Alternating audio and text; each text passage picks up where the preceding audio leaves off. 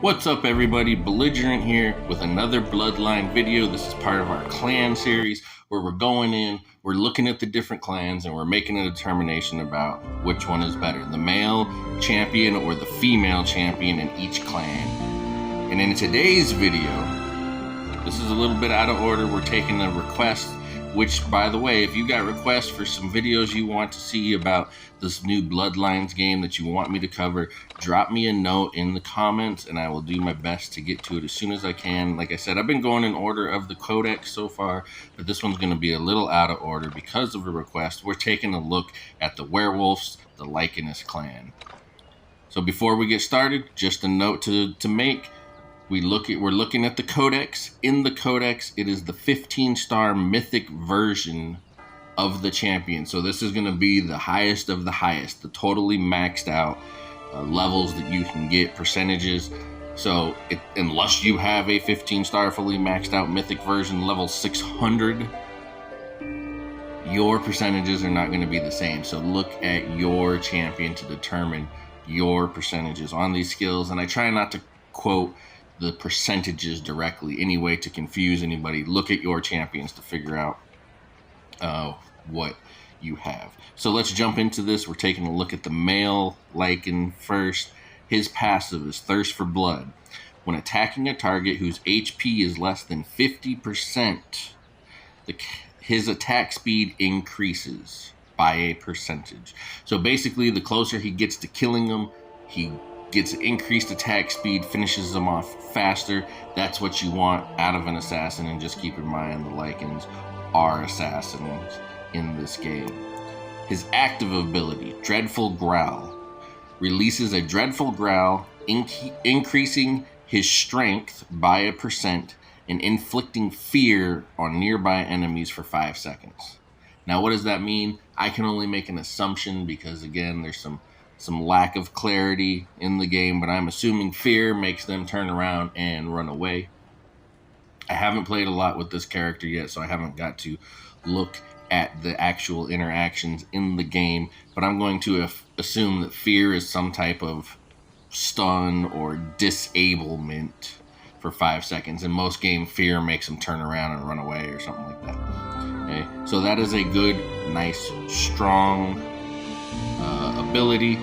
It's like a crowd control, assuming fear does what we all think it does. And his ultimate ability, Thrill of the Hunt, leaps towards the target with the lowest defense, gains lifesteal, and suppresses the enemy with multiple attacks, dealing a percentage of his strength in damage per attack.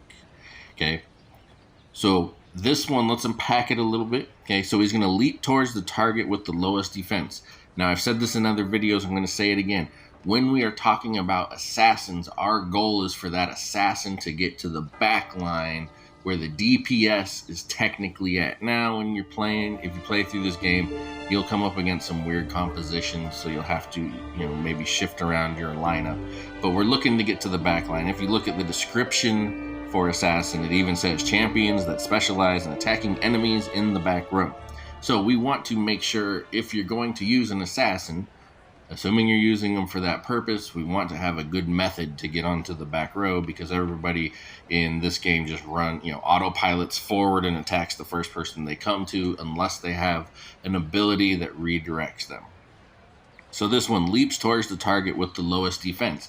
That is phenomenal for an assassin, right? Because typically your lowest defensive player on the board is going to be on the back line. That's why we put them on the back line. Those where our damage dealers are. Those are our nukes, right? They're not typically going to have high defense. Usually your frontline will, your warriors, your tanks, those are going to have the highest defense. So this skill is more than likely going to redirect him onto the back row.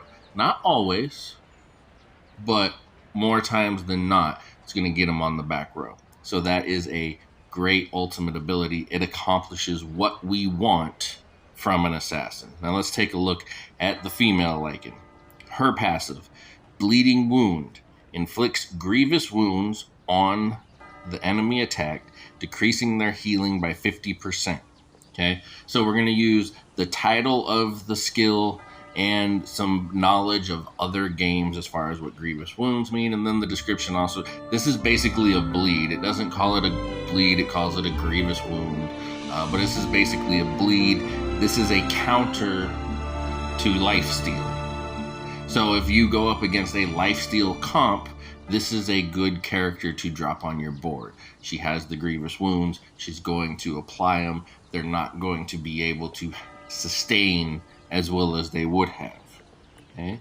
Again, the thing we have to keep in mind about Bloodline is that it's an autopilot game. So you have no control other than positioning on your board which direction they go when they're in the game. So being able to target a specific champion that is life stealing may be a little difficult, but this is good if you see that you're going to be up against a composition that has a lot of life steal in it, right? Or if you're in the arena and you see that the other player has a lot of life steal in their composition, that's going to help. Fearsome Growl. Her active ability releases a fearsome growl, decreasing nearby enemies' fortitude by 31% and their strength by 31%. Okay, just to clarify, in case you're not familiar, fortitude is your defense. All right, so she's going to make them weaker, and she's going to make them, or she's going to make their defensive weaker, and she's going to make their hits weaker, their strength. Okay, so their attack is going to go down, and their defense is going to go down. So that's good. That's what we want out of an assassin, because assassins are supposed to get to a target, eliminate the target, move on. They're not supposed to tank damage. They're not supposed to necessarily apply AoEs.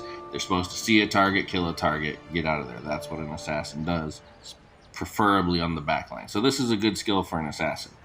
Now her ultimate, Call of the Wild, summons 2 wolves to aid in your battle. If they die, the caster's strength, her strength, is increased by 85%, and she gains lifesteal for 12 seconds. So again, she's going to call 2 wolves, 2 pets are going to come rushing in and join the fight. If those wolves die, her strength is increased by 85%. That means her strength is going to almost double.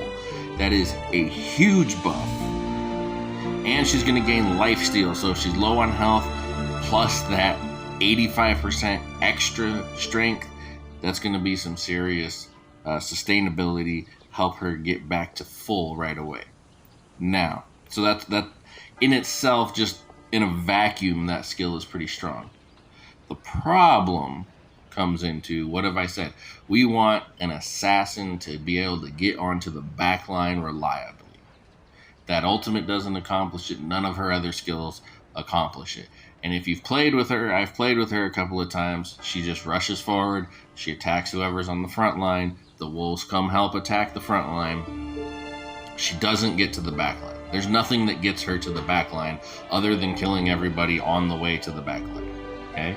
So, if you're looking for an assassin in your team comp, but if you're looking for somebody with some decent damage output, her skills work really well into a really strong, decent damage output.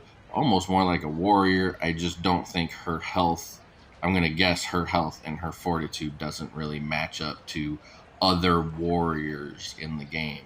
So she looks like she puts out a bunch of damage, but as far as an assassin, as far as that reliability on getting into the back line, we want the male. That's who we're going with. That's our pick. If we got to pick one, we're going with the male for the simple fact he fits his role better. This is possibly the best assassin in the game because of that reliability to get on the back line. But we'll save that discussion for another video, maybe a class tier video, something along those lines. But that's what we got. Remember to like, comment, subscribe. Let me know what's going on. Let me know what you want to see. I'm Belligerent. Peace.